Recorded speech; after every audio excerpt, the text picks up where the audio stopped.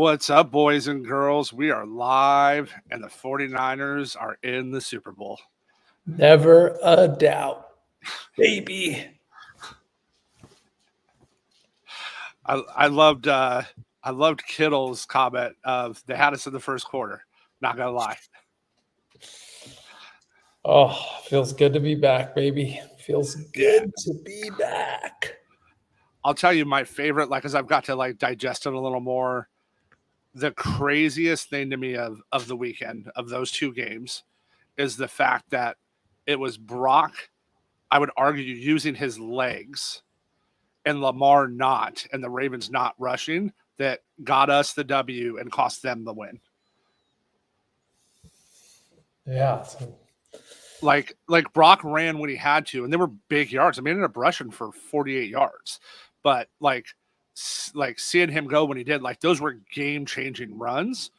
And then Baltimore, who ran at a crazy clip all season, ran 28% of their plays. That's it. They just stopped running the ball. It was that was for me, that's one of the most interesting spots of the weekend. And then I don't know if you just saw Ben Johnson just announced of Detroit that he's not taking the Washington or Seattle job because he wants to come back as OC to Detroit this year. It's kind of what I wanted. Mind you, it didn't pan out, but it's what I wanted from our defensive coordinators. But I would have loved DeMarco to stay. That would have been. Yeah. I would love to have DeMarco. Shoot, we might be undefeated if we had DeMarco. So I definitely think he's a way better D coordinator than Wilks. But hey, kudos to Wilks. That the way he made the adjustments at half that he needed to, and that play at the end where he covered the cover two we were running and had the backer trail their in motion guy, so they thought it was man, and then he dropped into cover two to that play to end the game. That was really well disguised. That was a well designed defensive scheme. I completely agree. All right. Well, hey, we gave you a couple crazy long moonshots, but Gino's both and I straight bets won.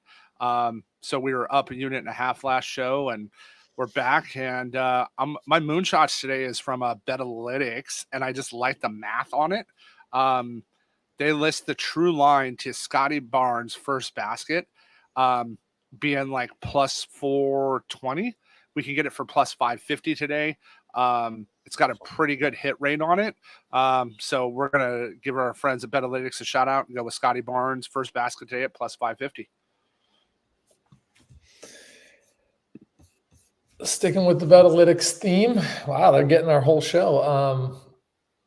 They have the St. Louis Blues money line as their best bet of the day at minus 172.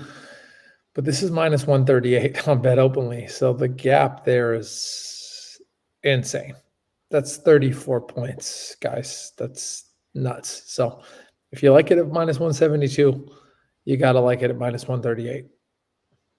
I like that. I'm going to go a little Bet Openly college basketball. We're going to go to Nate Clifford of Colorado State. Over 6.5 rebounds is only minus 122 at Bet Openly. This is minus 135 everywhere else. He's hit it in 4 straight. He's having to board a ton. He's really stepping up in this role for Colorado after transferring over from the Buffaloes. And it's just a good role for him and a great matchup today. And minus 122 is insane value. I think this closes at 7.5 tonight. And between now and fixing our odds jam disconnect, I just wanted to show you guys the future that Trev and I have. Niners over Kansas City in the Super Bowl plus 550. Obviously, that value is reduced way down to just Niners money line. But I'm going to ride that out. I think our boys show up. We've squeaked out 2 by the hair on our noses. I think this is the best matchup for our team. I really do. I like the matchup.